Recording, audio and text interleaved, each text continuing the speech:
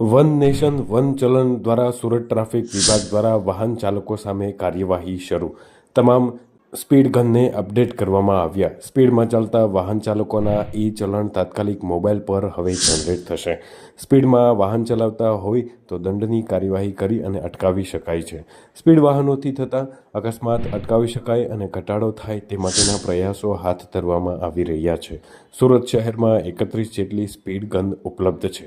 વાહન ચાલકોને ટ્રાફિક વિભાગ દ્વારા અપીલ કરવામાં આવી છે કે વાહનો ધીમે ચલાવો અને અકસ્માતમાં ઘટાડો કરાવો. આ 1.5 મહિનાથી સ્પીડ ગાંધીનગર લઈ ગયા. આજે તો આવી નહીં.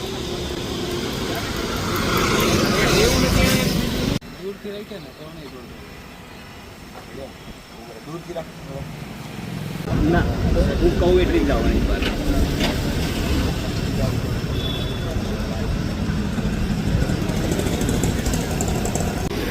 અપડેટ આ બટન છે ને પાછળનું એને તમારે નંબર પ્લેટ કેપ્ચર કરવા માટે દબાવી રાખો.